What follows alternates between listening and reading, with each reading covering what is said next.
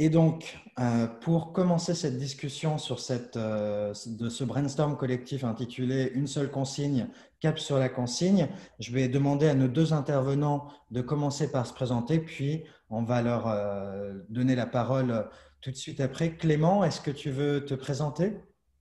Oui, donc, je m'appelle Clément, j'ai fondé la fromagerie Goncourt il y a 7 ans. La fromagerie Goncourt, c'est une fromagerie de quartier située dans le quartier Goncourt. On a fait original pour le nom. Et voilà, depuis 7 ans, on s'évertue à proposer des fromages de qualité au lait cru avec une série d'engagements pour les consommateurs, c'est-à-dire le pâturage des animaux, la désaisonnalisation interdite par hormones et lumière, et puis par des petites structures, donc ça exclut tous les gros groupes. Voilà en quelques mots, et on a de la chance d'être pas bien suivi dans le quartier. On a aussi un petit coin restaurateur, bien sûr qu'on a essayé de doper depuis une année. Voilà, on a quand même une vingtaine de restaurants partenaires qui nous font confiance. Merci Clément. Et avant de te redonner la parole pour commencer ce temps de discussion, notre autre intervenante initiale, ce sera Ariane Delmas. Ariane, je te laisse te présenter. Bonjour à tous. Donc moi je suis Ariane Delmas, je suis cofondatrice et dirigeante de l'entreprise de restauration engagée qui s'appelle les Marmites Volantes. Les Marmites Volantes, on existe depuis 2012. On a 3 restaurants, un café, un laboratoire de production dédié à une activité de restauration collective. Ça a l'air hyper gros quand je décris ça comme ça. Bon, en fait, on a une petite entreprise, hein. Et donc nous, depuis nos restaurants, on accueille les clients sur place et à emporter. Ça peut être à peu près la moitié de l'activité. Et l'autre moitié de l'activité, on livre des petites marmites à partager en entreprise. Et on livre à vélo, avec nos propres vélos, nos salariés qui sont salariés. Et du coup, voilà, les marmites, on retourne les chercher à le service, on les lave, on les réutilise. Et ça, on fait ça depuis 2012. Donc, j'apporterai une contribution d'expérience sur comment on peut limiter les déchets, y compris dans la livraison aux entreprises. Parfait, merci beaucoup Ariane. Et pour commencer, du coup, je vais donner la parole à Clément. Clément, donc, qui vous a expliqué la genèse de la fromagerie Goncourt. On tenait aujourd'hui à donner la parole à la fois à un commerçant de proximité et à une restauratrice pour avoir une bonne complémentarité justement en termes de partage de bonnes pratiques. Clément, la consigne, en tout cas l'enjeu des contenants est quelque chose à la fromagerie Goncourt que vous avez commencé à bien développer. Est-ce que tu veux nous en dire plus sur comment vous procédez, ce que tu vois se développer comme pratique aussi chez ta clientèle? Oui, donc enfin, moi je suis rentré dans la consigne par la porte d'entrée du commerce traditionnel, on va dire. Il y a 5 ans, la crèmerie, ça marchait pas trop. Donc la crèmerie, c'est tout ce qui est fromage frais, crème crue, ce genre de produits très frais. Et puis il me restait une place dans le magasin, donc je me suis dit, un peu comme dans les commerces d'antan, on va mettre des grandes jarres où on va venir servir le client et prendre le temps de le servir avec la quantité qu'il veut. Donc on a des pots plastiques pour ça, donc depuis 5 ans. Et on disait aux gens de ramener aussi leur contenant. Et donc, voilà, depuis 5 ans, on a développé cela. Après, ça a eu un succès assez relatif au début. Donc, on a essayé petit à petit de trouver des idées pour doper ce secteur-là, notamment en proposant une consigne et en ayant quelques que ce soit des posts sur les réseaux ou même en faisant des actions dans le magasin. Avec, étonnamment, on s'est mis à faire une pile de bocaux en verre. Donc, je ne pensais pas qu'un jour, j'essaierais de vendre des bocaux en verre. Mais du coup, c'était un peu la façon de dire aux gens, du moins ceux qui étaient motivés, de venir avec leurs bocaux, enfin, d'en acheter un pour l'utiliser ou de venir avec le leur. Et ça marchait toujours un peu moyen pour dire, parce que les gens ils reviennent du travail et tout. Donc, ce n'est pas forcément évident d'avoir ça dans son sac, ces bocaux. Parce que nous, les gens passent souvent après 18 heures. Donc, ils n'avaient pas ce réflexe-là. Donc, on s'est aussi dit, tiens, on va faire une petite incitation pour les gens qui jouent le jeu, de leur faire une petite réduction assez symbolique et sur le ton de l'humour plutôt, en disant, mais tiens, si vous ramenez votre bocal, nous, on vous paye un café. Donc, on rend 50 centimes. Bon, alors 50 centimes, je suis d'accord, c'est le café à la machine du boulot. Hein. Mais on rend 50 centimes ou 1 euro pour celui qui joue le jeu parce que nous, ça nous fait économiser. C'est quasiment le prix du contenant plastique ou carton qui est sur des petites séries comme nous on les demande, enfin comme nous on les achète, pardon, ça nous coûte assez cher, quoi. Le contenant plus le couvercle, ça nous coûte assez cher. Ça marche un petit peu. Enfin, c'est pas spectaculaire, mais on a quand même, je trouve, attiré surtout une clientèle, je pense, qui cherche cela.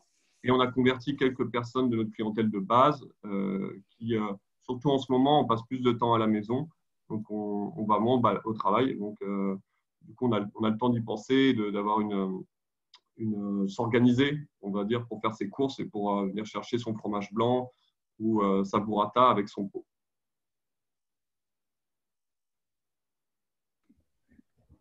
Merci Clément pour ce premier éclairage.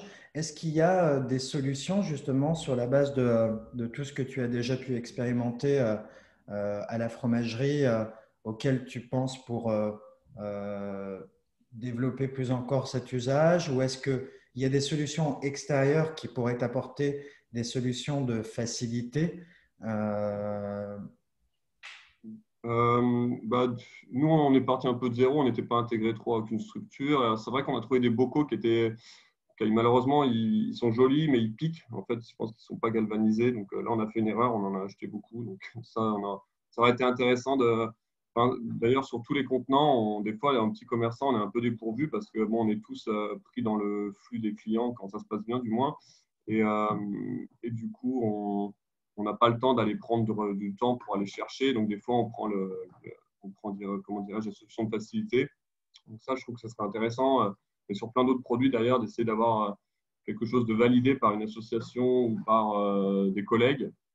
Ça, ce serait bien. Et ensuite, comment ça marche? Il faut que le vendeur il s'intègre beaucoup, je dirais, enfin, comme pour vendre un fromage que quelqu'un ne connaît pas, il faut mettre un peu sa signature. Et bien, je pense qu'il faut un peu apostropher les gens. Enfin, bien sûr, quand je dis apostropher, c'est toute, en toute tranquillité, mais voilà, essayer d'aller un peu chercher les gens, parce qu'autrement, les gens vont à la facilité, et puis il y a beaucoup de monde, ils ne veulent pas forcément poser des questions. Donc, pour essayer de convertir certaines personnes, il faut en parler, il faut faire des animations boutiques, et puis là où ça le marchait le mieux, c'est quand les vendeurs le portaient vraiment et allaient chercher les gens. Et pour toi, Clément, à la fromagerie Goncourt, est-ce que du coup l'utilisation de la consigne est aussi devenue de façon indirecte, est-ce que ça a renforcé de façon indirecte une forme de fidélisation de Oui, la clientèle? oui, c'est vrai. On le fait aussi sur des confitures qu'un producteur vient nous rechercher et relâche. Ça, j'avais oublié d'en parler. Et là, j'ai vraiment l'impression que ouais, ça met en place une espèce d'habitude et on rend 1 € quand la personne nous ramène le bocal, enfin le pot de confiture. Et oui, je n'ai pas de chiffre en tête, on n'a pas de contrôleur de gestion de pot de confiture, mais enfin, je sais que quand le producteur revient, souvent il nous amène une centaine de confitures, on a bien 30-40 pots à lui rendre, donc c'est quand même déjà pas mal. C'était ça ta question. Comment? Si ça avait renforcé la fidélisation? Oui, après, je vois vraiment une type de clientèle autour de la trentaine qui, je pense, a vraiment se la cheville au corps et qui revient parce qu'ils savent que sur le fromage blanc, sur la crème fraîche, éventuellement les burrata, enfin, voilà, on remplit les critères qui se sont donnés. Donc là-dessus, oui, on en voit de plus en plus qui arrivent avec leur jolie petite boîte ou avec leur boîte empilée, ou même qui veulent qu'on mette les fromages directement dans la boîte sans les faire passer par la case papier. Et ça, c'est une clientèle qu'une fois qu'on l'a séduite et qu'on lui a qu'on lui a proposé ce qu'elle recherchait, parce que souvent d'ailleurs c'est une demande de leur part qu'ils n'hésitent pas à vocaliser, eh bien ça marche bien généralement. On a dû faire une ou deux erreurs deux, trois fois s'il y a quelqu'un qui écoute, mais autrement, voilà, normalement ça se passe bien. Je pense juste au début du premier confinement où on s'était dit, bon, tout le monde était un peu flippé et tout, donc on s'était dit on arrête la consigne parce que peut-être qu'il y a on fait très attention au niveau hygiène, parce qu'il y a aussi ça à prendre en compte. On est sur des grands, pour vous donner une idée, c'est des jarres avec des capuchons, des couvercles qu'on a fait faire sur mesure en plexi. Donc, vous êtes à côté de votre client, vous soulevez le plexi et puis vous servez. Donc, à un moment, bon, d'une part, on n'avait pas trop le temps parce qu'on était sous l'eau, et d'autre part, on s'était dit, bon, peut-être qu'en ce moment, c'est pas le moment. Donc là, on avait refusé quelques personnes, puis après, on a repris et mis en marche et on s'est remis en route. Parfait, merci pour ce premier éclairage, Clément. Je vais donner la parole à Ariane, justement pour qu'elle nous raconte aussi son expérience et ses bonnes pratiques avec les marmites volantes. Évidemment, à partir de ce moment-là, je pense que, et en plus, l'avantage, c'est que nos deux intervenants aujourd'hui se connaissent bien par ailleurs. Donc, du coup, n'hésite pas, Clément, à interagir et à rebondir sur quelque chose que dirait Ariane et vice-versa. Mais ça, je suis plutôt assez confiant sur la naturalité avec laquelle ça va se faire. Ariane, est-ce que tu veux justement nous raconter comment ça se passe chez les marmites volantes? Oui, alors en fait, nous, on va dire qu'on a trois activités. Et dans nos trois activités, on a développé la consigne, mais dans des formats un peu différents. La première chose, c'est ces fameuses marmites. Donc, qui commande les marmites? Enfin, je parle hors Covid, hein, parce que là, en ce moment, autant vous dire que la livraison en entreprise, c'est réduit à néant. Mais on va dire dans un temps où on n'est pas confiné, où il n'y a pas ce satané virus. Euh, donc, c'est les marmites qui sont à partager. Donc, ça correspond à un plat de service. Et c'est les entreprises qui nous commandent ces repas-là. Et en fait, on intervient sur le même marché que les plateaux repas, que vous connaissez peut-être, les trucs en carton, là, qui ressemblent à ce que vous mangez dans les avions, avec pas mal de papier, de plastique. En plus, maintenant, ils mettent même des vrais verres et des vrais couverts. Et puis, à la fin du repas, tout part à la poubelle. Nous, nos petites marmites, on les livre par trois, entrée, plat, garniture.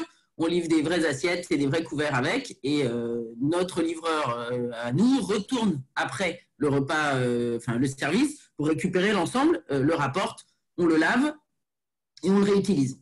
Et en fait, quand on a fait ça en 2012, quand on a démarré ça en 2012, franchement, avec le recul, je me dis, mais qu'est-ce qui nous est passé par la tête, en fait? Parce qu'à l'époque, franchement, la consigne, c'était pas du tout, enfin, c'était un truc de vieux, quoi. C'était pas du tout un truc d'actualité.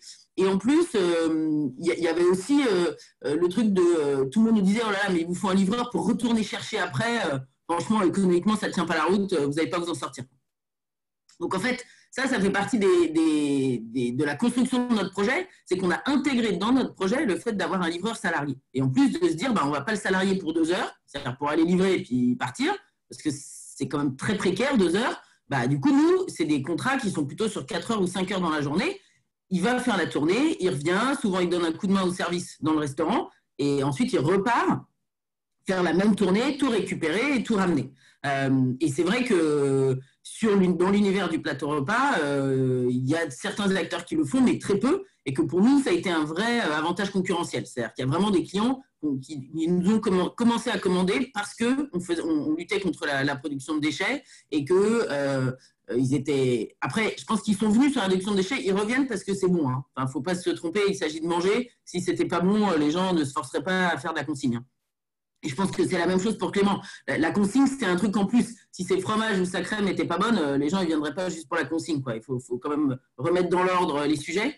Mais donc, ça, c'est sur la consigne pour les entreprises. Là, sur et puis, c'est une consigne qui se partage. Donc, en plus, on est sur l'aspect convivial.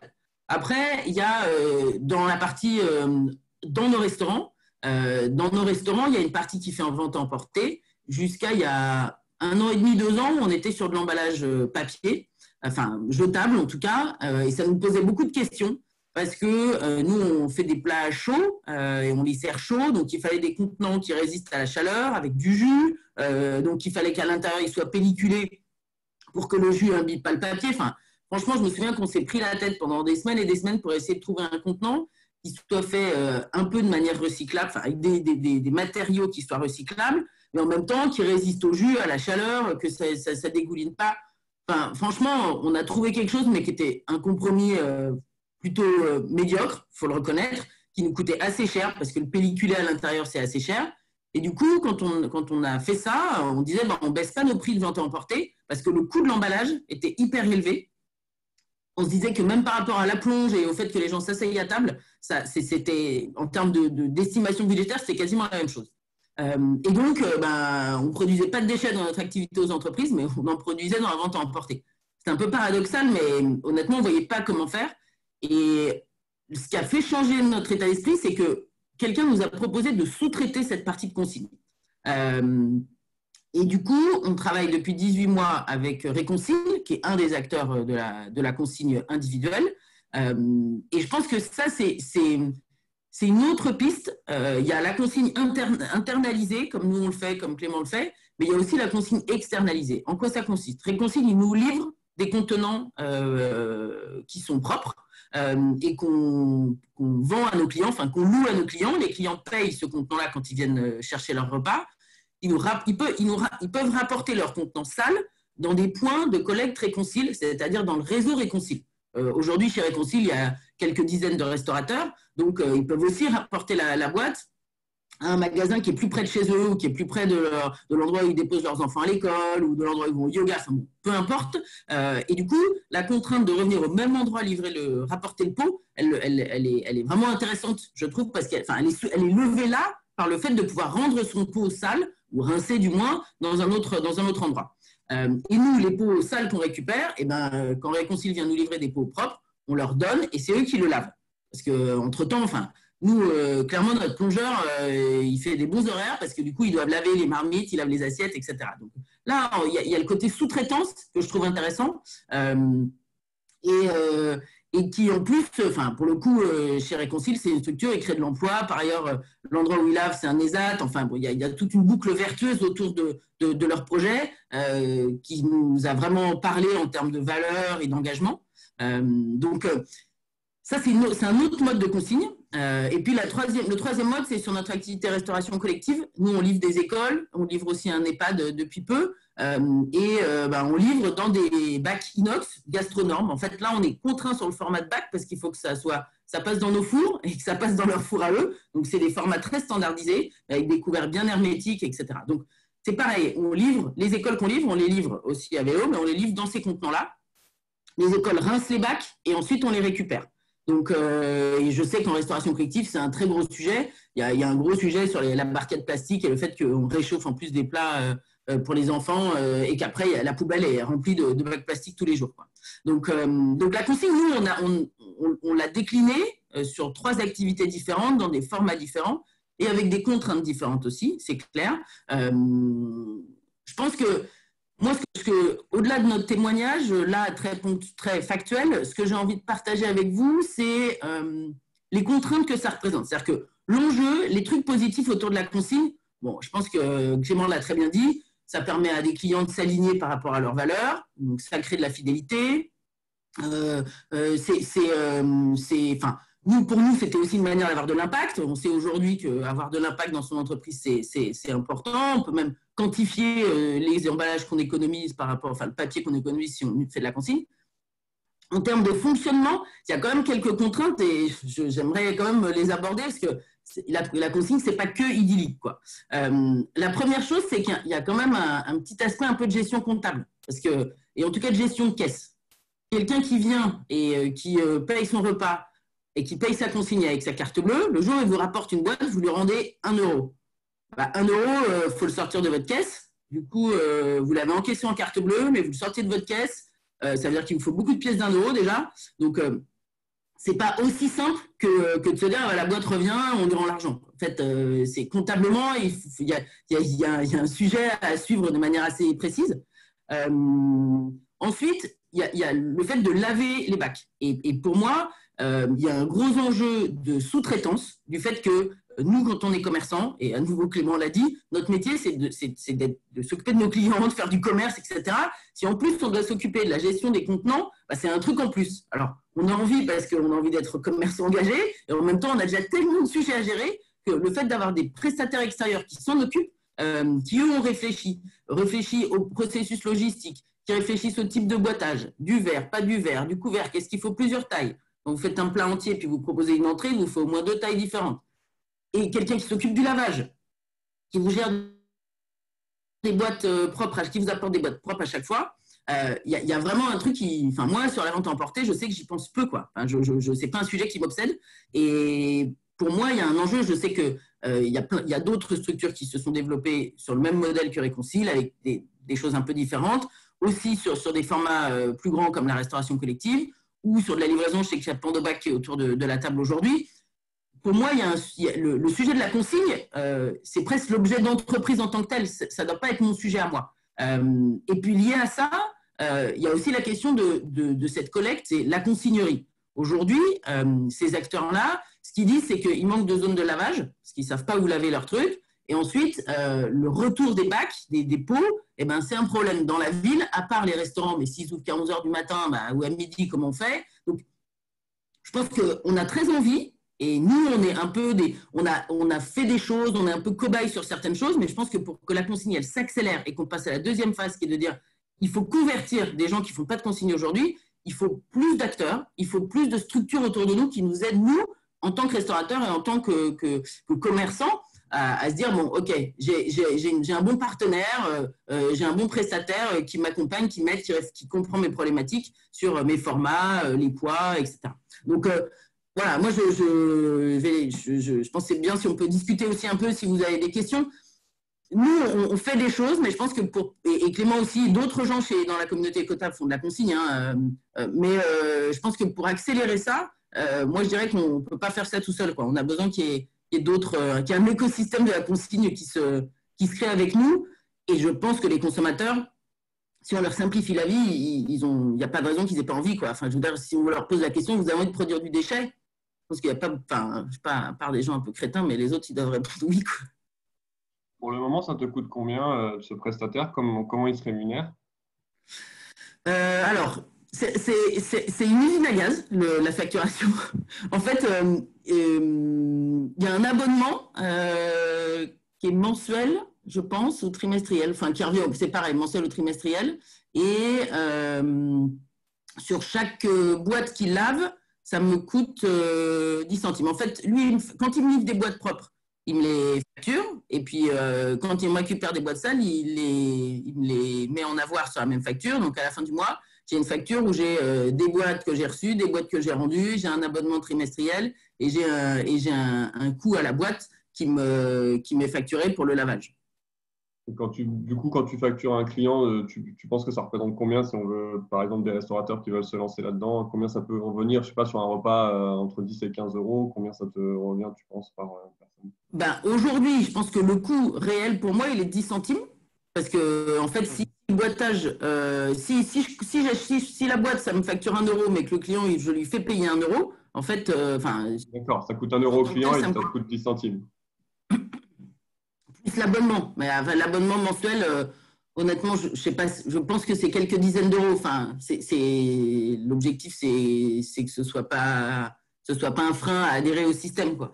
Après, ça, c'est le fonctionnement avec Réconcile. Je ne sais pas du tout comment font d'autres acteurs.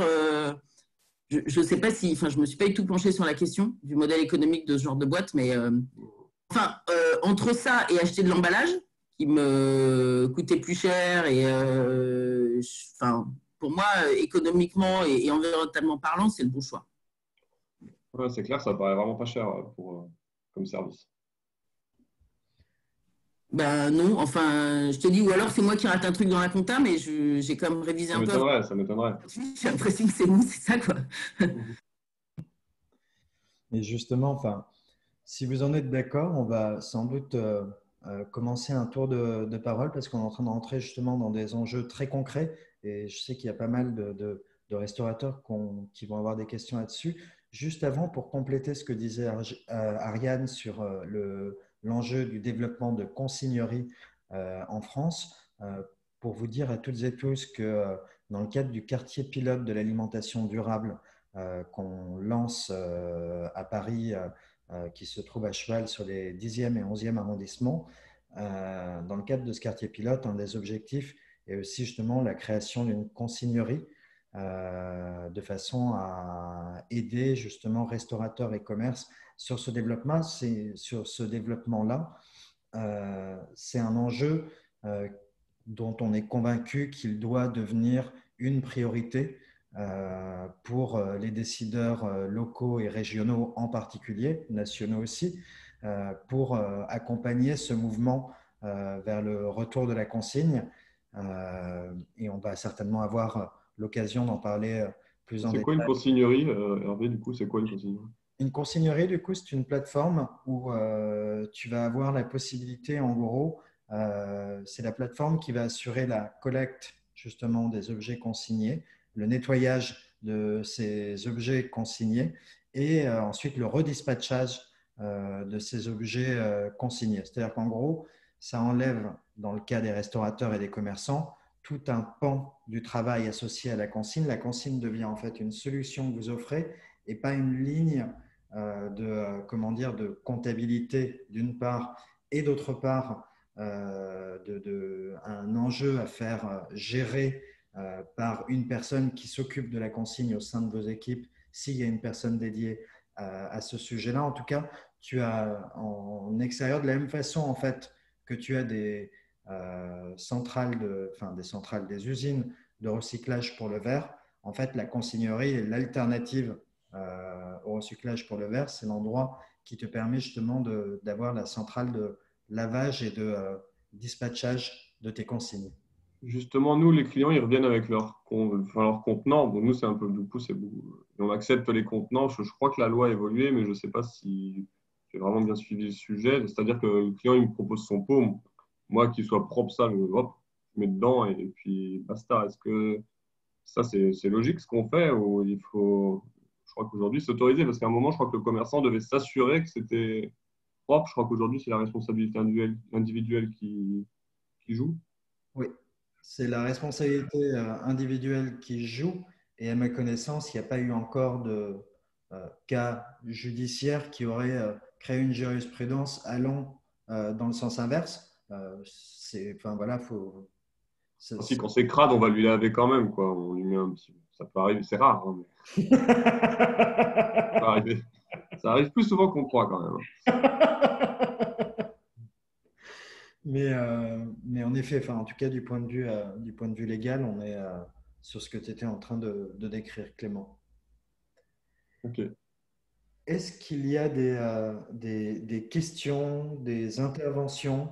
Et là, je vais regarder un petit peu la galerie pour voir la galerie de participants par rapport aux interventions de Clément et d'Ariane. Est-ce que vous voulez revenir sur un sujet ou sur un autre, un point? Thomas?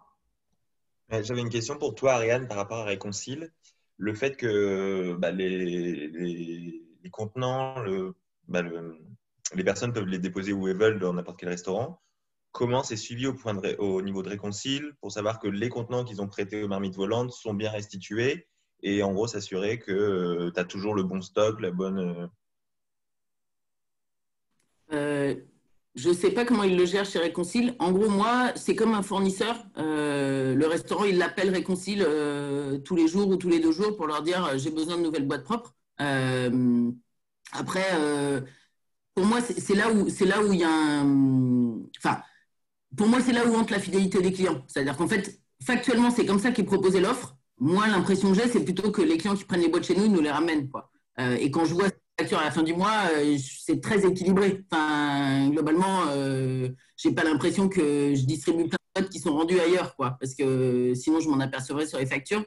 Mais je sais pas du tout comment eux ils le pilotent. Mais en tout cas, nous, quand on a besoin de boîtes propres, ou par exemple nos formules marmites qui sont pour 4, depuis qu'on a repris l'activité en juin, bah, on a aussi une offre en format individuel. Parce que, voilà, évidemment, partager, les gens adoreraient, mais il y a un certain nombre de circonstances où c'est beaucoup plus compliqué par les temps qui courent. Et du coup, nos offres pour 4, on les a aussi fait en offre individuelle. Du coup, quand on a eu quelques grosses commandes, tu vois, 50, 60, 80 personnes, bah, du coup, on appelait Réconcile à l'avance en leur disant les gars, on a besoin de 80 boîtes, vous nous les livrez mardi parce que pour mercredi, on a une grosse livraison de boîtes individuelles. Donc, et ce qu'on livrait nous avec nos vélos, en fait, c'est notre livreur qui les récupère. Mais tu vois, sur le boîtage individuel, en fait, sur les marmites, le livreur, il a des sacs, il remplit les sacs avec les marmites vides, donc c'est très facile de s'apercevoir s'il manque une marmite. Là, il y a une presta où on a livré 3 jours de suite 80 personnes. Tous les jours, en fait, le premier jour, le livreur, il n'a pas compté les boîtes. Le deuxième jour, il les a comptés, mais ça lui a pris genre 20 minutes de compter les 80 boîtes avec les 80 couvercles. Et du coup, on s'est dit, bon, alors déjà, nous, ça nous met 4 fois plus de temps à remplir des boîtes individuelles que de remplir des boîtes à partager. Et en plus, à la récupération, on a une marge une marge de perte, en fait, qui est beaucoup plus élevée que de compter des marmites, quoi, où c'est des plats beaucoup plus grands.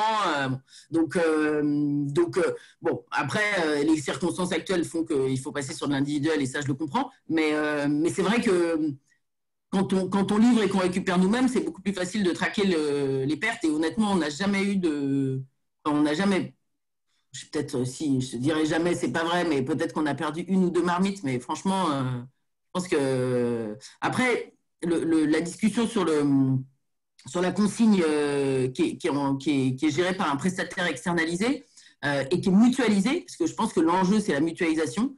Et on le voit, le projet Jean Bouteille à Nantes, qui a mutualisé les bouteilles de brasserie artisanale. Et bah, la grosse contrainte pour eux, c'est que toutes les brasseries doivent avoir les mêmes bouteilles. Et du coup bah, en termes marketing, il y en a qui disent bah, c'est dommage, moi j'aimerais une bouteille plutôt comme ci, une bouteille plutôt comme ça, etc. Et il faut que les étiquettes elles soient collées avec une colle qui ne soit pas trop galère à enlever, etc. Donc, mais le fait d'harmoniser les contenants, je pense que c'est quand même un enjeu par rapport au fait de pouvoir sous-traiter la gestion de la consigne. Si on veut gérer ses propres contenants, il faut gérer soi-même ses systèmes de consigne. Et c'est une contrainte, en fait. Enfin, c'est une contrainte d'organisation et de gestion du lavage, etc.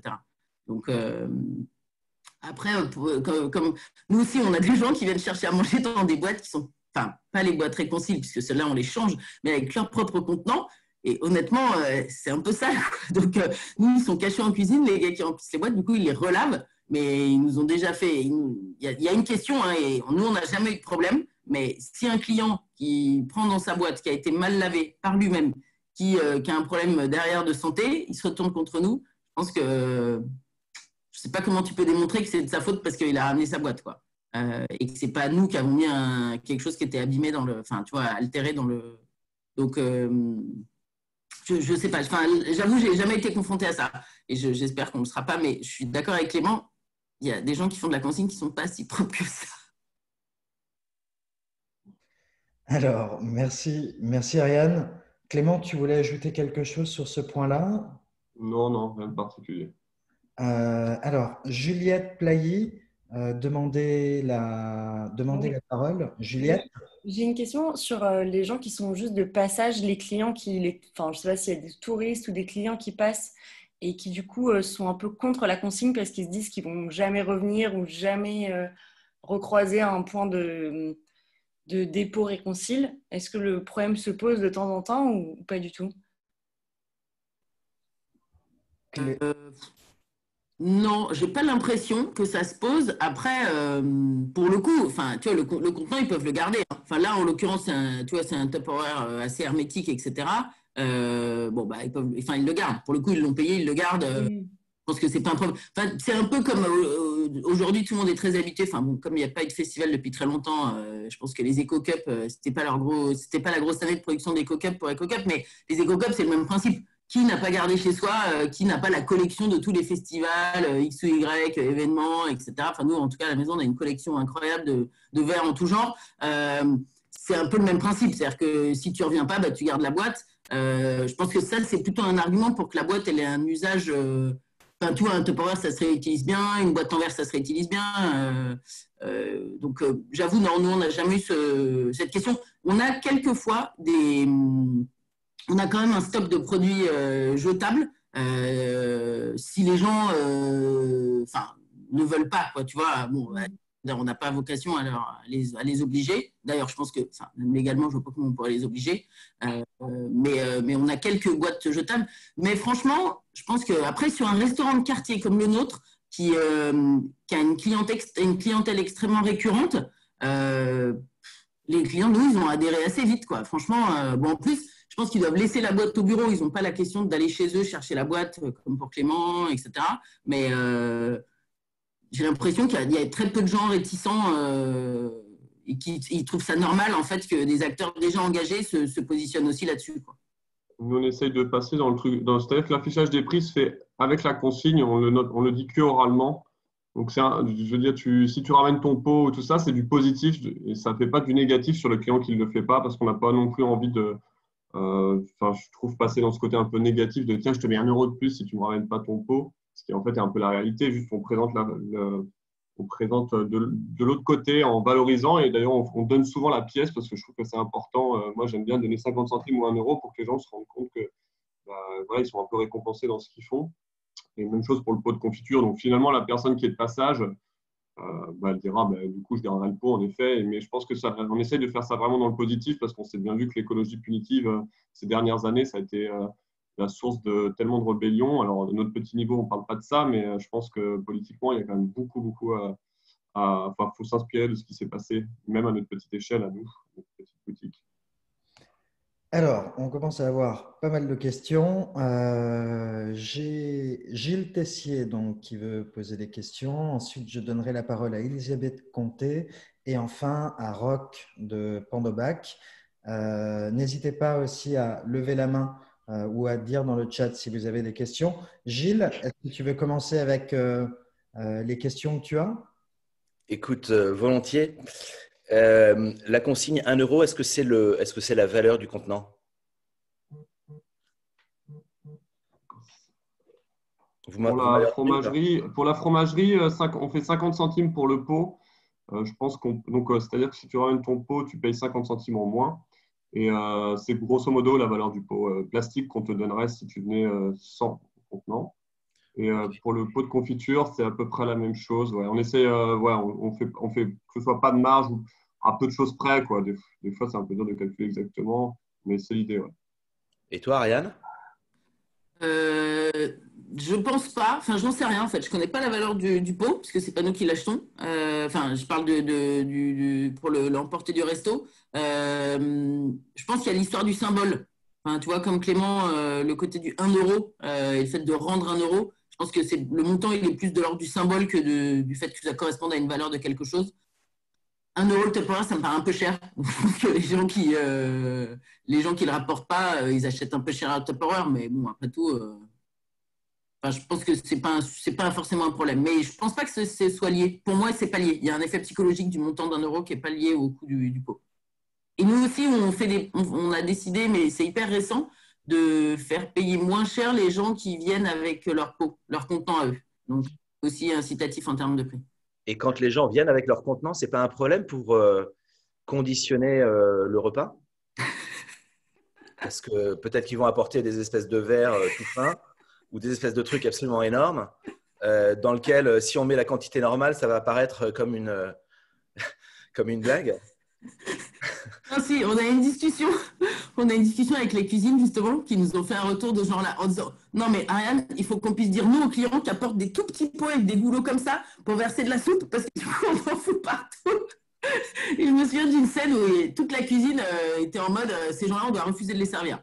Bon, alors en fait commercialement on va pas pouvoir faire ça, on va leur proposer des pots, mais oui, tu as complètement raison, ça a suscité des discussions assez animées et de la pédagogie et ça revient encore à ce qu'on disait tout à l'heure. Que ce soit le service en salle ou dans les commerçants, l'explication, le dialogue avec le client, le côté pédagogique, mais sans être pour autant donneur de leçons. Enfin, je pense qu'il faut amener la chose avec philosophie, avec douceur, quoi. Pas un truc extrémiste et excluant pour le coup. Donc, mais oui, et en fait, c'était toujours les mêmes. Nous, on avait toujours 3-4 clients qui ne comprenaient pas ce qu'on leur disait. Alors, les très, très grands pots où c'est tout petit à l'intérieur, franchement, ça ne nous est jamais arrivé. C'est plutôt les trucs où ils t'apportent des petits pots de confiture. Donc, je ne sais pas, Clément, pour mettre de la crème, il doit avoir des louches, des becs verseurs et tout. Nous, pour servir des currys de pois chiches et des bœufs bourguignons, c'est un peu technique. Donc, ça s'est un peu présenté, mais c'est marginal. Nous aussi, on a ce problème-là. C'est pour ça qu'on essaye d'uniformiser la consigne, mais bon, sans être non plus impératif. C'est-à-dire que autrement, les gens, ils arrivent avec 3 pots différents, de 3 tailles différentes pour les 3 produits de crèmerie. Du coup, on doit les tarer à chaque fois le pot. Donc, ça fait des allers-retours, ça fait beaucoup de maniques. Donc, c'est sûr que quand on les voit arriver avec leurs 3 pots, des fois, on est un petit peu… on perd beaucoup de temps, surtout si tu as plein de monde dans la rue, tu as la queue, c'est un peu dur, quoi. Mais bon. Et ça vous paraît un problème d'imposer finalement la consigne plutôt que le contenant du client? Parce qu'effectivement, si les gens comme les gardent à la maison pour 1 euro, c'est vrai. Alors, pour le coup, on vend la consigne au prix où on l'achète, mais on l'achète assez cher. La consigne qu'on vend, on la vend 2,50 € pour le parfait. Donc, c'est quand même pas donné non plus, 2,50 €, mais c'est le prix qu'on l'achète. Peut-être que là-dessus, on pourrait trouver des meilleures consignes moins chères, un peu moins jolies. Ouais. Mais je pense que c'est ce qu'on devrait faire, c'est imposer la consigne. Mais c'est dur sur un petit magasin, je trouve, d'imposer. C'est pour ça que ça aurait du sens, en effet, d'avoir des quelque chose qui soit à la hauteur du quartier, etc., qu'on ait un peu un allant, ce serait quand même sympa pour nous. Et d'ailleurs, au-delà du quartier, enfin, le quartier peut être une première étape, voir comment on arrive à s'organiser à l'échelle d'un quartier où il y a déjà pas mal de commerçants ou restaurants qui sont engagés sur ces enjeux-là. Et au-delà, en fait, si au sein de la communauté à terme, de la communauté écotable, du coup, enfin, partout en France, en fait, on arrive à définir une gamme ou une façon de procéder en attendant justement le développement qui sera quand même un sacré soulagement et un sacré accompagnement des consigneries. Si on arrive à s'entendre sur une sorte de gamme, ou en tout cas, il y a peut-être un bel enjeu pour accompagner d'autant plus ce mouvement vers la consigne, et sans doute aussi un enjeu de réduction des coûts. Par ailleurs, si cette gamme sur laquelle on s'aligne suppose une commande groupée pour tout le monde, il y a peut-être quelque chose à aussi envisager de ce point de vue-là. Ouais, c'est sûr. Je donne... J'ai encore deux petites questions. Et après, je donne la parole à Elisabeth, puis à Roch. Si vous avez d'autres questions, prévenez-moi dans le chat par ailleurs. Vas-y.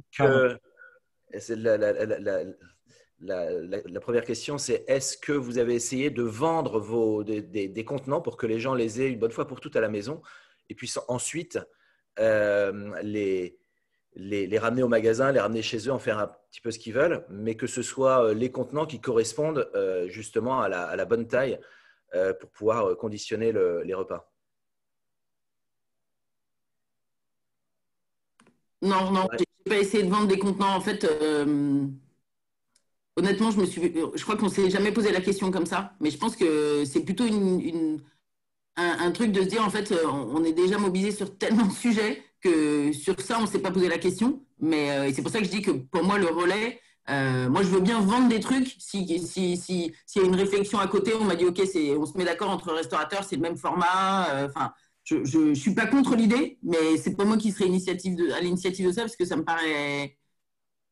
je pense que la réflexion, elle doit être collective pour arriver à la bonne réponse, quoi. Justement pour que les gens puissent le réutiliser en allant une fois chez moi, peut-être une fois chez Clément ou une fois chez toi. Bon, même si on est très éloigné géographiquement, mais ça n'empêche que je pense que cette réflexion, elle doit être à côté. On veut bien y participer, mais pour moi, je suis d'accord pour vendre, mais pas pour prendre le temps pour réfléchir, j'avoue.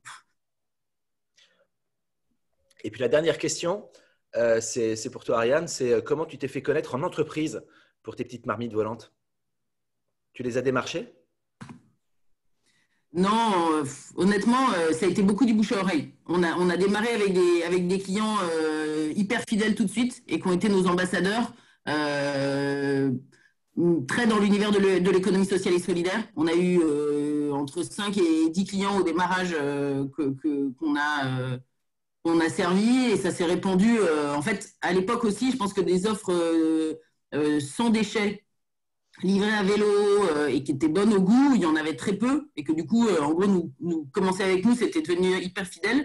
Et comme c'est aussi des structures qui se rencontrent les unes entre les autres, en fait, tu vois, on livrait beaucoup la Fondation Abbé Pierre. On a eu plein de clients qui, en fait, sont des structures qui sont partenaires de la Fondation Abbé Pierre et qui ont mangé des marmites à la Fondation Abbé Pierre et qui nous ont appelés parce qu'ils ont trouvé ça bien. Donc, non, honnêtement, on n'a pas fait de prospection. Je sais pas comment répondre à ta question. Non, c'est vachement le bouche à oreille, quoi. Nous, on est très peu intervenus. Je pense que, enfin, là où on est intervenu, c'est que je pense qu'on a été très exigeants sur la qualité de ce qu'on mettait dans nos marmites, le fait que c'était bien chaud et le fait que c'était fonctionnel, quoi. Tu vois que c'était facile à utiliser et que ça faisait bien, ça faisait un bon service, quoi. Merci. Elisabeth, des 400 coups, donc à Paris, avait une question. Oui, donc en fait, moi j'ai une double clientèle dans les gens à emporter. J'ai à la fois des clients très fidèles qui sont dans les bureaux, dans le bâtiment ou juste autour, pas loin, donc la consigne, ça s'y prête très très bien. Mais j'ai aussi les gares, dont notamment les Flixbus, qui viennent avec 5 valises qu'ils n'arrivent déjà pas à transporter. Je me vois mal leur rajouter un contenant en verre en plus qu'ils ne pourront jamais rendre nulle part lors de leur tour du monde qu'ils font après. Donc, je pense que je suis obligée de garder les deux. Et donc, d'où ma deuxième question. Comment, Ariane, est-ce que vous avez géré la transition quand vous êtes passé du contenant jetable à la consigne? Est-ce que du coup, il a fallu rajouter sur le prix? Parce qu'à un moment, les gens ils risquent de trouver que ça devient plus cher et plus compliqué et d'aller ailleurs. Non, au début, tout était au même prix que tu prenais, enfin, on a dit, c'est plus simple, on fait à emporter, tout le monde paye le même prix, ceux qui prennent de la consigne et ceux qui prennent du jetable. Et c'est que très récent. Et du coup, enfin, je pense qu'on on s'est pas posé la question d'un point de vue économique, mais juste d'un point de vue pratique, en disant en fait, il n'y a qu'un seul prix et à la caisse, c'est plus simple. Donc, je comprends bien l'histoire des gens qui sont en transit, et je pense qu'il y a une vraie question sur et tu vois, je pense que le fait qu'en gare il y ait surtout des sandwichs à vendre, parce que en fait l'emballage du sandwich c'est un bout de papier que tu jettes avec la serviette en papier dans une poubelle. Le fait qu'en gare il n'y ait pas une offre sympa de plats cuisinés à emporter ou de choses tu vois, qui soient plus roboratives, je pense que c'est... Enfin, il y a sûrement un marché pour ça, mais qu'il faudrait associer à de la consigne. Mais tu vois, imagine un truc de consigne où les gens ils pourraient rendre le pot de consigne soit à la gare, soit au départ, soit à l'arrivée. Franchement, ce serait super, quoi. Enfin, quand tu vois les salades, les bols plastiques des salades Dona, là, en plus de ne pas être très bon pour le corps, je pense que c'est pas très bon pour la planète, quoi. Donc, mais j'avoue, j'ai pas... c'est une vraie question. Et je pense que les gares, qui sont des lieux de mobilité, c'est hyper important aussi. Il y a peut-être un enjeu justement à croiser avec cette volonté de développement des consigneries. Si à terme, dans un monde idéal, on arrive à avoir une consignerie par grande ville, justement, est-ce que les gares, est-ce que d'autres lieux ne peuvent pas être aussi des lieux de dépôt de ces consignes et chargent justement à la consignerie de récolter ces contenants? Enfin, c'est un vrai sujet qu'il va falloir qu'on intègre dans les réflexions sur ce développement des consigneries avec cette dimension-là. Roch, enfin Elisabeth. Oui, oui, justement. Vas-y, Elisabeth. Avec Ariane, donc c'est le même prix au départ et du coup, les gens, quand ils ramenaient la consigne, ils récupéraient 1 euro? Excuse-moi, non, on leur facture 1 euro de plus. Enfin, c'est-à-dire que le prix affiché, c'est le même, mais ceux qui partent avec une consigne, on leur facture 1 euro de plus en leur disant qu'on te rend ton euro. Pardon, excuse-moi. Donc, en fait, ils payent 1 euro de plus en sachant que la plupart payent avec des tickets restaurants sur lesquels il y a beaucoup de frais. Et derrière, je leur rends 1 euro quand ils reviennent. Okay. Oui, tout à fait. OK, merci. Roch, tu avais demandé la parole et ensuite je passerai la parole à Thaïs de Code Zéro à Lorient. Roch? Oui, ça tombe bien la transition. Là, je voulais poser une question sur le retour de la consigne. Je voulais savoir un peu plus comment ça se passait. Est-ce que le client revenait au moment où il venait faire un nouvel achat ou est-ce qu'il venait à un autre moment? Est-ce que ça perturbait un petit peu le déroulé des choses? Enfin, il y a eu la question de la compta, mais voilà, un peu comprendre comment ça se passe et si c'est différent, dire à peu près les proportions, voilà, combien de gens reviennent que pour rendre leur consigne et combien de gens reviennent pour acheter un produit. Rapidement, en commerce de proximité, nous, le but, c'est de rien récupérer. Une fois que la personne a acheté, elle a acheté, c'est pour elle. Sauf pour les pots de confiture, parce que c'est le producteur qui gère, mais nous, en tant que commerçant, on ne veut pas gérer ça, en effet. Ok. Nous, ils reviennent quand ils reviennent chercher, quand ils viennent le jour, enfin, le prochain moment, ils viennent de manger au resto, quoi. Mais du coup, pourquoi il y avait cette histoire de 1 euro qu'il fallait rendre, du coup? En fait, parce que soit ils viennent et ils mangent sur place, ou ils viennent et ils reprennent un autre plat. Ça dépend du. Mais oui, il y en a qui s'asseyent et qui, du coup, à qui il faut rendre 1 euro, d'autres qui reprennent à emporter et qui, du coup, ou bien parfois, tu as des gens qui sont aussi des collègues, il y en a un qui ramène 3 boîtes, tu vois, et il ne prend qu'un seul plat. Enfin, il y a une mutualisation aussi du transport de la petite boîte, quoi. Ok. Et c'est pas du tout, du coup, une contrainte pour vous ou un petit peu? Non, honnêtement, c'est pas une contrainte. C'est pas une contrainte parce que les pots, même sales, ils s'empilent bien. On a un bac qui s'appelle Réconcile Pot Sale. Mais je vois que Sofiane est rentrée sur le call. Peut-être que lui pourrait donner aussi les explications plus techniques. On a une boîte qui s'appelle Réconcile Sale où on met les boîtes qui arrivent. Et Et Réconcile, ils sont capables de passer tous les jours en fonction de la manière dont on travaille avec eux. Mais du coup, comme les pots s'empilent bien, c'est pas une contrainte de stockage. Et au moment où les gens achètent, bon après nous, on est un petit restaurant, ça se passe au comptoir. Nous, c'est pas un problème de récupérer les boîtes pendant le service. En tout cas, c'est pas du tout un retour que j'ai eu des équipes. Et tu vois, on a développé sur les deux autres, sur tous nos lieux aujourd'hui, on utilise ce système-là. Donc, c'est que du coup, les équipes ont adhéré au truc. Moi, je n'ai pas du tout imposé, mais c'est que le système doit être fonctionnel, quoi. Peut-être perfectible, mais en tout cas fonctionnel. Merci. Merci, Roch. Je donne la parole. Thaïs avait demandé la parole, puis je passerai la parole à Sofiane de Réconcile, justement. Thaïs? Oui, bonjour. Nous, à Lorient, c'est un petit café, on fait de la consigne depuis le début, ça fait un peu plus d'1 an qu'on a ouvert et on n'a pas d'alternative jetable, ça faisait un peu partie des bases du café. Et donc, on a acheté en grande quantité des bocaux VEC qu'on a choisis soigneusement parce qu'en gros, sur place, quand on prend un plat, il est aussi servi dans ce bocal VEC. J'entendais parler tout à l'heure d'harmonisation des contenants et c'est vrai que c'est assez compliqué quand c'est aussi servi sur place et on est plusieurs à le faire à Lorient donc avec chacun des contenants différents. Bref, donc nous, c'est des bocaux VEC qui sont d'assez bonne qualité, qui sont en verre avec un petit couvercle blanc dessus qui, lui, pour le coup, est en plastique, mais c'était trop compliqué d'avoir un autre système. Et en fait, le constat est amer, hein, au bout de plus d'1 an, c'est que les gens ne les rapportent pas parce que les bocaux, ils sont trop beaux et qu'ils sont consignés 1 euro, c'est-à-dire notre coût de revient, parce qu'on les achète on les achète par palette, quoi. On achète une palette et voilà. Et donc moi, en coût de revient, ça nous revient moins cher que 1 euro, quelle que soit la taille du bocal. Donc on a des grands, des moyens, des petits. Et voilà, le problème, c'est que j'ai déjà été obligée d'en racheter une fois et qu'en gros, on a plusieurs centaines de bocaux qui sont dans la nature parce que, en fait, on peut acheter les mêmes ou quasiment les mêmes, en tout cas de la même marque, à la Biocop, sauf que ça vaut 4 fois le prix. Et nous, notre plat du jour, il est à 9,50 € hors consigne. Donc, ça fait 11,50 € parce qu'il y a 2 petits bocaux. Il y a 1 euro pour le plat, 1 euro pour la petite salade verte qui est à côté. Donc, ça fait déjà 2 € de plus pour le plat. Alors après, si c'est une soupe ou une salade, ça fait que 1 euro. Donc, on a des soupes ou salades l'été à 8,50 €. Donc, ça fait augmenter d'1 euro. Donc, voilà. Et après, on a des tartines salées que là, on fait carrément pas à emporter parce qu'on n'a pas trouvé de contenant consigné. À moins que les gens aient leur propre contenant, on ne fait pas à emporter. Mais du coup, on se retrouve avec cette problématique-là. Donc, je n'ai pas l'impression que ce soit le cas des 2 personnes qui sont intervenues jusque-là. Nous, on a un taux de retour quand même assez faible. T'as qu'à prendre des pots qui ressemblent à rien. Ouais.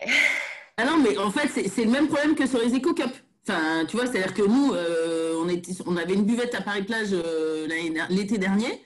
Franchement, j'ai dû racheter les éco-cups au milieu du séjour, au milieu de la buvette, quoi. Et j'étais là, mais je comprends pas. En fait, les gens gardaient les éco-cups. Donc, moi et tous ceux que j'ai chez moi, les éco-cups, c'est des trucs que j'ai pas rapportés. Donc, c'est de ma faute s'il a fallu en racheter.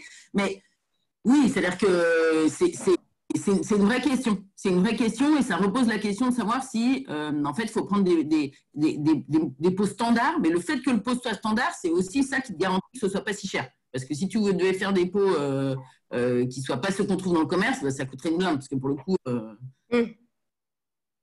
Mais oui, je comprends ce que tu veux dire.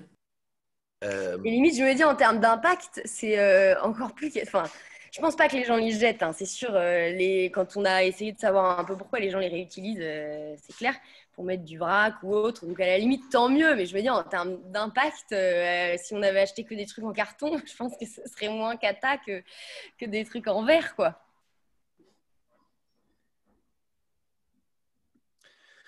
Je me permets juste, Hervé, de donner à Thaïs.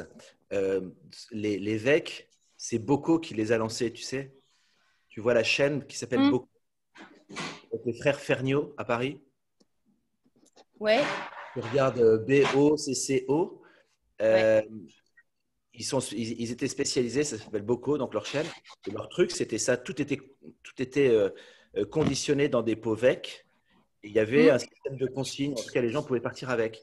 Peut-être que ça vaudrait le coup que tu les appelles pour leur demander comment ils le géraient. Ouais. Ok, merci. Mais donc, personne n'a ce problème-là, sinon, à part nous. Du fait que les gens ne ramènent pas les pots? Comment? Du fait qu'il y a un mauvais taux de retour? Ouais. En fait, en début de période, quand tu commences avec des nouveaux clients, il y a ce que nous, on a appelé le taux de mince, comment ça s'appelle, d'équipement. C'est-à-dire qu'en fait, il faut laisser le temps aux gens d'avoir toujours un contenant sur leur bureau. Et c'est normal que les premières semaines, il y a un taux de retour qui soit très faible. Moi, je me souviens, il y a 2 ans, quand on a commencé à travailler avec les marmites volantes, on avait un taux de retour qui était de 60% à peine. Donc, ça veut dire qu'il y avait quand même 40% des boîtes qui disparaissaient. Et en fait, au bout de 3-4 mois, c'est arrivé à 80-90%. Et il y a certains mois, comme je crois ce mois-ci, où les marmites volantes ont rendu plus de boîtes qu'elles n'en ont commandé. Et où là, on va avoir des taux de retour de 105-120%. Donc, c'est le taux d'équipement quand on commence, c'est normal. Et il y a toujours un taux de non-retour qui va être entre 10 et 20%. Faut le prendre en compte. Et c'est pour ça que le prix de la consigne, il est toujours supérieur normalement au prix que coûte le contenant, de telle façon à se rééquiper, à racheter un nouveau stock, je dirais. Je profite, Sofiane, que tu aies pris la parole. Donc, Sofiane, qui représente Réconcile. Si tu veux en dire plus un petit peu sur comment vous fonctionnez avec Réconcile, j'ai aussi une question en attente de Nicolas. Je te donnerai la parole dans la foulée. Et une question aussi de Gilles. Et je te donnerai aussi la parole dans la foulée. Je suis désolé, Sofiane? je ne pourrais pas écouter Sofiane et je tiens à m'en excuser, mais j'ai une urgence que je dois gérer pour la boutique. Merci de ton invitation, Hervé. Et je crois que vous avez encore beaucoup de choses à vous dire. Donc, entre restaurateurs. Donc, bonne continuation à tous. Merci beaucoup, Clément. Au revoir. Alors, du coup, Réconcile, donc nous, on est une entreprise, on propose un service de location de contenants réutilisables. Donc, on a une gamme de Tupperware en plastique, en polypropylène. Et du coup, on effectue un service de lavage. Donc, concrètement, on ne fait pas de consigne sans lavage, puisque ce n'est pas une application web, smartphone, etc., qui va permettre la réutilisation. C'est vraiment un tunnel de lavage au sens concret du terme. Et du coup, on va également facturer la consigne au restaurateur. Donc, quand on les livre, on facture un service et à côté de ça, on va facturer un prix de consigne. Et quand on récupère les contenants sales, on notifie les contenants et ensuite on récupère, on rend l'argent au restaurateur directement. J'ai remarqué d'ailleurs que sur Resto.Paris, les marmites, elles avaient mis la boîte consignée à 2 € à 3 €. Et j'avais cette question, du coup, Ariane, je voulais savoir si c'était en rapport avec la TVA. Et quelqu'un m'a dit récemment que la TVA sur les emballages était exactement la même que sur les plats. Voilà, peut-être qu'il y avait un rapport avec ça. Voilà, bon, ça, c'était une question un petit peu à part. Mais voilà, sinon, on a vraiment un service de lavage. Hein. D'ailleurs, je ne vous mens pas, regardez ici, elles sont là, toutes les boîtes, elles sont en train de sécher. C'est pour toi, Ariane, hein, regarde, ça va arriver là tout à l'heure. Et puis, on a une machine de lavage ici qui est quand même la Rolls-Royce des tunnels de lavage. Voilà, et on va laver, du coup, c'est dommage qu'il soit parti, le fromager, parce que du coup, on va également laver, vous voyez, des pots en verre pour la laiterie de Paris. Donc ça, on en fait beaucoup. Et on a parlé tout à l'heure des pots WEC. Et ben, on connaît aussi le WEC hein, très, très bien ici, puisqu'on va en laver des grosses quantités. Voilà. Et du coup, je ne sais pas si vous avez des questions, peut-être, n'hésitez pas. Alors, j'ai fini. Je préfère répondre aux questions plutôt que… Et on est partenaire de Resto.Paris grâce aux marmites volantes, puisqu'ils utilisent bien la plateforme et ils utilisent aussi nos boîtes. Voilà. Merci, Sofiane. Je vais donner la parole à Nicolas qui avait demandé la parole tout à l'heure, puis à Gilles. Si vous avez aussi envie de prendre la parole, n'hésitez pas à le signaler dans le chat notamment. Vas-y, Nicolas.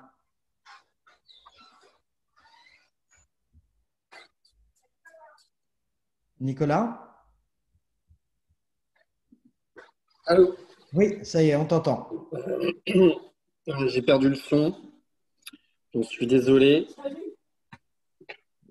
Allô? Oui, oui, Nicolas, on Bon, t'entend. je vous reprends tout à l'heure. Excusez-moi, j'ai merdouillé quelque part. Gilles, tu avais une question. Ouais, les Tupperware, c'est quoi comme plastique? Ouais, c'est pas grave. C'est quoi comme plastique? C'est ça, c'est pour moi la Ouais. question. C'est du polypropylène. Donc en fait, c'est le même polymère que les gobelets, par exemple. Tu vois, j'en ai ici. Tu vois, par exemple, c'est du polypropylène. Donc en gros, vous connaissez tous le gobelet de festival de musique. Et bien en fait, c'est exactement la même chose. Je ne sais pas si vous voyez bien, c'est du PP. Il y a marqué Il PP y a un quelque part. PET, il y a un numéro de PET? Non, c'est pas du PET, c'est du PP. Le PET, c'est le plastique qui est dans les bouteilles d'eau. C'est du polyéthylène. C'est du polyéthylène. Ça, c'est du polypropylène. Le PET, ça passe pas au micro-ondes et ça passe pas au chaud. Le polypropylène, oui. En fait, il y a 3 polymères classiquement dans la restauration emportée. Il y a le plus dégueulasse des choses dégueulasses, c'est la fameuse boîte de kebab en polystyrène expansé. Vous avez du polystyrène également sur tout ce qui est emballage sushi, par exemple. Et ensuite, vous avez principalement du polypropylène pour tout ce qui va être plat chaud. Je vous donne un exemple. Vous allez chez Franprix, vous achetez le poulet rôti avec les frites. Bon, je ne vous conseille pas parce que c'est vraiment pas bon. Mais en tout cas, c'est aussi du polypropylène puisque ça reste à la chaleur. Voilà. Donc c'est costaud en fait, c'est monomatériaux, c'est costaud, ça se recycle très bien. Et c'est surtout réutilisable un grand nombre de fois. Et c'est là où on a vraiment les avantages du plastique, c'est la légèreté et le fait d'être réutilisable. Bien sûr, au bout d'un certain temps, ça s'abîme. Mais c'est comme tout, ça va s'abîmer. Il peut y avoir des traces liées à l'usage intensif d'un micro-ondes, très fort. Par exemple, si vous le mettez, je sais pas, à 1500 watts pendant 4 minutes, bah, c'est clair que le liquide va rentrer en ébullition, etc. Et l'autre usure qu'il peut y avoir avec des boîtes en polypropylène, enfin en polymère en général, c'est les traces de couteau. Et peu importe le prix de votre boîte, hein, j'ai ici un vrai gros travail que j'avais fait sur tous les types de contenants. Ça, par exemple, c'est la boîte Népal qui est très utilisée dans le domaine de la consigne. Vous pouvez regarder à l'intérieur, c'est quand même usé. Pareil, alors celle-ci, elle n'est pas trop usée parce qu'elle n'a pas été vraiment utilisée. Mais c'est important de considérer qu'il n'y a rien qui est réutilisable à l'infini. Et le verre, c'est pareil. En fait, le verre, ça va se casser au bout d'un moment. Au bout d'un certain nombre de chocs de température, ça ne va pas fonctionner. Donc, on remplace déjà le jetable par quelque chose de réutilisable. C'est déjà le premier grand point. Et après, j'en profite pour saluer mes camarades de Pixo qui ont développé ce contenant-là, une belle boîte bien faite, qui, elle, n'est pas en polypropylène. Je ne sais pas en quoi elle est exactement. J'ai aucune idée, il faut leur demander, mais je crois que c'est quelque chose de très sain qu'ils ont fait. Ils ont travaillé avec la coopérative MU. C'est du Trican. C'est du Tritan, hein, c'est ça. Hein. Ouais, Tritan. Donc Tritan, ouais, c'est intéressant. Ça résiste bien. C'est plus lourd, c'est plus dense. Il y a plus d'inertie dans leur contenant. C'est important l'inertie quand on livre un plat chaud. Parce que du coup, il va chauffer. Hein, dans la restauration, on a les passe-plats, par exemple, pour maintenir les assiettes au chaud entre la salle et la cuisine. Et là, en fait, avec une boîte assez dense, hermétique, on garde la chaleur, on garde le côté chaud, ce qui évite que le client final la remette au micro-ondes. Tout le monde est content, en fait. Le client, il n'a pas besoin de remettre au micro-ondes, ça arrive chaud. Ok, Sofiane.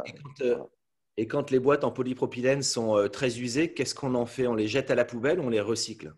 Oui, alors on les jette directement dans la Seine, en dessous de la mairie de Paris, et on les fait flotter jusqu'au Havre, comme ça. On fait une chaîne de boîtes en plastique qui flottent. Non, elles sont là, regardez, tout en haut, là. Vous voyez, on a tout ce stock de boîtes qui ont été abîmées à différents moments. Et vous voyez, on est très transparent chez Réconcile. On n'est pas dans la plaquette, le PowerPoint avec plein d'infos qui ne veulent rien dire. Non, on les garde, elles sont HS. Vous voyez, on en a déjà un bon petit paquet depuis le temps qu'on travaille. Et puis voilà, et puis quand elles arrivent, vous voyez, je vous montre, elles arrivent comme ça, bien emballées, hein, évidemment, très emballées. Elles arrivent comme ça, toutes neuves, et voilà. Mais qu'est-ce qu'on en fait après? Donc là vous stockez les boîtes qui sont usagées. Ensuite, Ça repart où? C'est Pour refondu.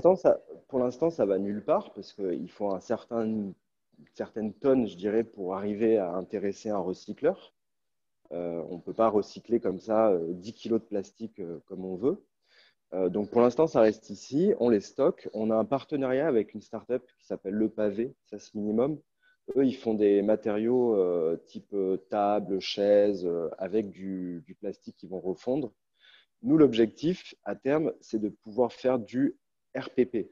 Donc, le RPP, ce serait un polymère recyclé en polypropylène, mais apte au contact alimentaire. En fait, pour vraiment arriver à boucler la boucle, il faut que ces boîtes soient recyclées en nouvelles boîtes, tout simplement. Comme ça, on revient sur un vrai cycle vertueux. Le problème, c'est que pour l'instant, il n'y a pas d'agrégat pour le RPP. Donc, si on les recycle pour refaire des boîtes avec, on n'aurait pas l'autorisation de les commercialiser comme des contenants alimentaires. Alors, je me permets de compléter avec notre expérience sur les bacs, mais la plupart des fournisseurs, enfin des fabricants, on va dire, de bacs, donc pour plutôt des gros volumes, donc en termes de poids, c'est vrai qu'on atteint plus facilement la tonne comparé à la petite boîte, reprennent les bacs abîmés. Donc, je pense que ça va venir aussi avec le développement des tupperwares en plastique. Et du coup, eux, ils les recyclent. Et comme le dit Sofiane, ça va être vendu plutôt pour du plastique non alimentaire. Ouais, voilà. Mais ça donnera une seconde vie. Le plastique ne va pas finir en effet incinéré. Ok, merci. Après, voilà, nous, on a 600 boîtes abîmées. Là, je suis en train de les compter. On a à peu près 600 boîtes abîmées sur plus de 60 000 locations qu'on a réalisées. Ok. Donc, le ratio nombre de boîtes abîmées sur location est pas mal. Et ma dernière question, c'est justement question de TVA. Comment ça se passe avec la consigne? Très compliqué la TVA, c'est un gros sujet. La TVA, c'est très compliqué. Je pense que, alors, bon, on a commencé à travailler avec des restaurateurs. Ils nous ont posé la question, c'est quoi le prix de TVA? Nous, on avait fait une étude auparavant pour fixer un prix de consigne qui soit psychologiquement acceptable par la majorité des consommateurs et des consommatrices. Ce prix, c'est 2 euros. Donc 2 euros pour la boîte comme celle-ci, par exemple, une boîte classique de 1 litre. Et du coup, sur ça, on a 20% de TVA, ce qui fait 1,67 €. Donc, quand la restauratrice va proposer la consigne à un de ses clients, elle va la proposer à 2 euros TTC, soit 1,67 € hors taxe. Déjà, on voit qu'il y a un petit truc, c'est que si vous faites 1,67 € précisément multiplié par 1,2, en fait, vous n'arrivez pas exactement à 2 euros, mais à 2,001, etc. Donc déjà, c'est un premier truc chiant, hein, tout simplement. Mais là, avec notre nouveau système de facturation, on fait vraiment des divisions, donc ça tombe pareil. On facture toujours la TVA directement à nos restaurateurs sur le contenant. Et ensuite, quand on récupère les boîtes, on rend la TVA également. On aimerait, en fait, finalement, ne pas… Souvent, il y a cette demande du restaurateur qui est en contact avec son comptable. On rappelle que les restaurateurs sont quand même dans le domaine du CHR, donc ils connaissent déjà la consigne peut-être sur des boissons, des choses comme ça. Et du coup, souvent, on me dit « Oui, mais mon comptable m'a dit qu'il n'y avait pas de TVA sur la consigne. » C'est vrai, par exemple, pour les contenants numérotés. Donc, nous, c'est ce qu'on a signalé. Pour les contenants numérotés, en fait, il n'y a effectivement pas de consigne. Maintenant, l'objectif, nous, qu'on est en train d'atteindre, c'est l'acquisition d'une application qui va permettre justement de gérer la consigne directement entre Réconcile et le client final. Voilà. Et grâce à ça, en fait, la consigne ne sera plus payée par le client au restaurateur, mais par le client à Réconcile, tout simplement. C'est exactement ce que font nos amis de Loupit, Adeline et Clémence à Montpellier.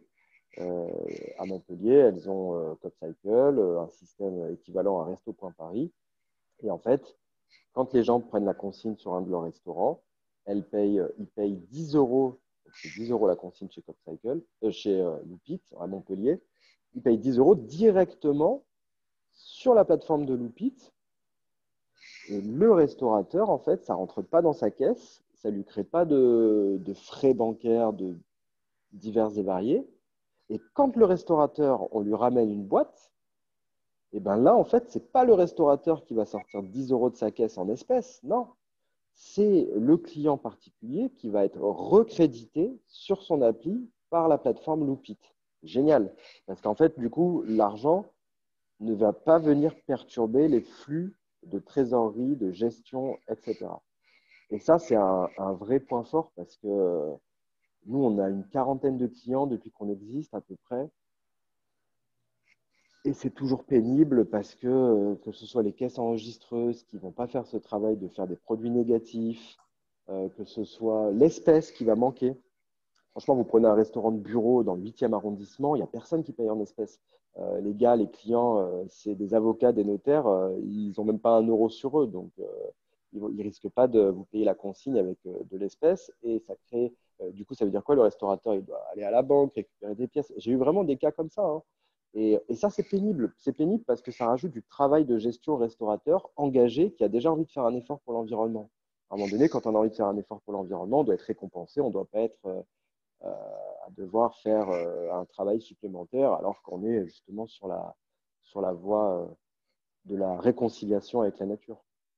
Alors, on arrive à l'heure et demie de temps de partage de bonnes pratiques et je sais que certains d'entre vous doivent partir. Je vais juste m'assurer qu'il n'y ait pas une dernière question qui n'aurait pas pu être posée, mais ce sera vraiment la dernière et de toute manière, nos échanges sur le sujet peuvent continuer sur le groupe Facebook de la communauté. Est-ce qu'il y a une question qui n'aurait pas été posée? Je regarde, j'ai l'impression que je ne vois pas de main se lever. Je vais laisser Ariane vous dire quelques mots pour conclure, puis je vous partagerai quelques infos par la même occasion ensuite. Ariane? Oui, ben, en fait, bon, c'est ce que je disais un peu, et c'est ce que disait Sofiane. Je vous dis, pour moi, la consigne, c'est pas compliqué, pour nous, c'était juste logique de faire ça pour que ça passe l'étape d'après. Il faut qu'il y ait un écosystème, il faut qu'il y ait un environnement qui se structure autour. L'histoire de l'appli, c'est génial. Sofiane, franchement, mettez vite ça en place parce que, et c'est ce que j'ai dit, je crois que je sais pas si c'était déjà dans le call, mais je l'ai dit que la gestion comptable, c'était une tannée. Et après, plus d'acteurs, la réflexion sur c'est quoi les bons bocaux, c'est quoi les bonnes tailles, est-ce qu'il faut que ce soit du verre, comment on les réutilise. Enfin, il y a plein de... Il y a plein de sujets, mais chacun son métier. Je pense que moi, je veux bien participer, mais je ne peux pas être moteur sur ces sujets-là. On a déjà fait pas mal de choses et franchement, ceux qui ne sont pas encore, je pense pour moi, la consigne, c'est pas du tout compliqué et c'est une bonne direction, mais pour que ça aille plus vite, il faut qu'on soit plus nombreux, quoi. Ça, c'est sûr. Et voilà. Merci beaucoup Ariane. Merci aussi à Clément de la fromagerie Goncourt qui nous a aussi livré son éclairage en tant que commerçant de proximité. Comme on a eu l'occasion de vous le dire par ailleurs, on va répéter ce type de moments de partage de bonnes pratiques qui sont d'autant plus importants dans cette période de confinement. On est en train de réfléchir dans une dizaine de jours à organiser un temps sur comment pendant le confinement, se préparer à la période en fait, des fêtes du point de vue des restaurateurs. Est-ce qu'il y a des opportunités en fait en vue de cette période-là? Donc, on va revenir vers vous assez rapidement sur cette question-là. On aura aussi un temps sur la communication en vue de la reprise des activités qui sera organisée. On va vous partager ces dates-là. Ce temps d'échange sera accessible en ligne sur le groupe Facebook de la communauté. Et par ailleurs, je vais voir pour essayer de vous trouver des exemples justement de consignerie dans d'autres pays pour vous donner matière à voir comment fonctionne ce type de structure qu'on a très envie de mettre en place dans le cadre du quartier pilote de l'alimentation durable. Merci beaucoup à toutes et tous pour votre temps et continuons à partager nos bonnes pratiques au-delà de ces temps sur le groupe Facebook de la communauté Écotable. Il est fait pour ça, justement, pour permettre à chacun de venir avec ses solutions, ses questions, parfois ses demandes de coup de main. C'est le principe de faire communauté dans le sens où on met en commun des savoirs, des expériences, des compétences pour être à chaque fois un peu meilleur. Voilà. Merci à toutes et tous et bon début de semaine. Merci, bonne journée. Au revoir. À très bientôt. Merci beaucoup. Bonne journée. Au revoir. Merci, au revoir. Au revoir. Merci.